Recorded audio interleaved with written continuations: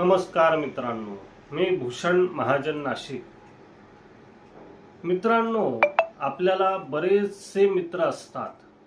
मग त्यामध्ये आपल्यात सर्वात आवडतीचे म्हणजे जुने मित्र असतात, जे बालमित्र आपण त्यांना म्हणत असतो. आणि मग जसं जसं आयुष्य पुढे सरकत जातं तसे तसे आपले मित्र बदलत जातात. त्यामध्ये बालमित्र किंवा शालेय मित्र आपले अगदीच जवळचे असतात, ज्यांच्याबरोबर आपलं लहानपण जात असतं. त्या लहानपणीच्या आठवणी आणि ते मित्र आपण कधीच विसरत नाही. मग पुढे भविष्यामध्ये अनेक मित्र जोडले जातात, परंतु ते जुने मित्रांचं जे महत्त्व असतं ते आपल्या आयुष्यामध्ये कधीच कमी न होणारं असतं. त्यांची ओढ आठवण आपण सातत्याने काढत असतो. तर असे जे जुने मित्र आपले असतात, तेच जुने मित्र आपले खरे सोबती असतात. म्हणजे बालपणापासून ते आत्तापर्यंत आपल्या जे सोबत असतात तेच खरे मित्र मानावे. ते खरे असतात. ते का असतात त्याविषयी आपण बोलणार आहोत. तर ते मित्र बालपणापासून असतात आणि आत्ता जे व्यवहारामध्ये पुढे आयुष्यामध्ये जे पुढे पुढे जोडले जातात ते मित्र स्वार्थाला जोडून आपल्या सोबत असतात.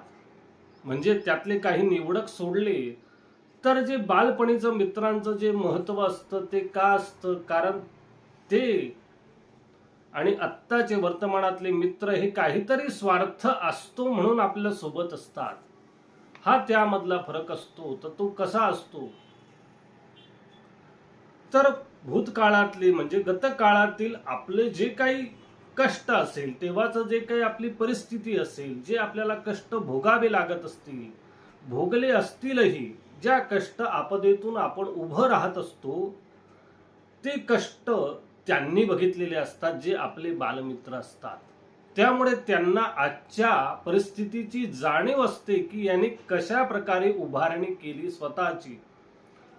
मग भविष्यामध्ये आपली प्रगती झाल्यानंतर ते जुने मित्रच संतुष्ट होतात.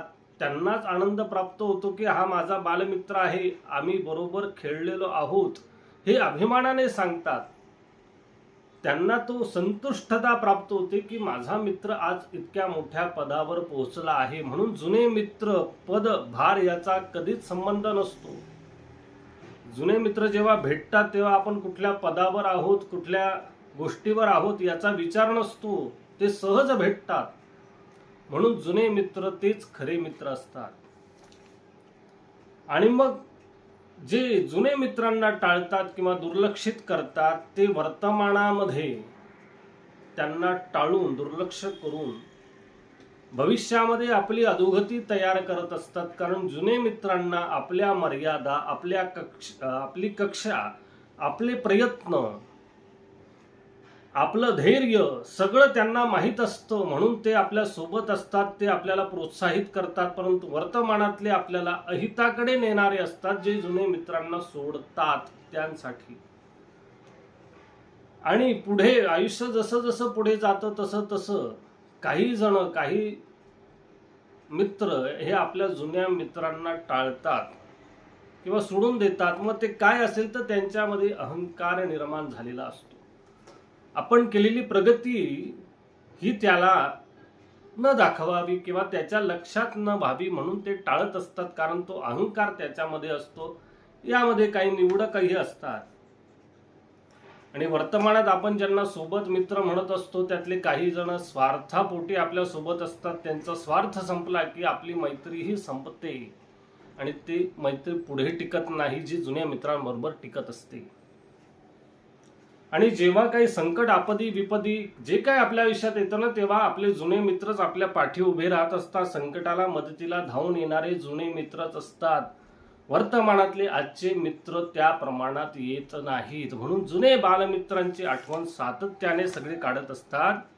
आणि एखादा मित्र एखाद्या उच्च पदावर गेल्यावरती जो बालमित्र असतो तो जास्त आनंदित होत असतो.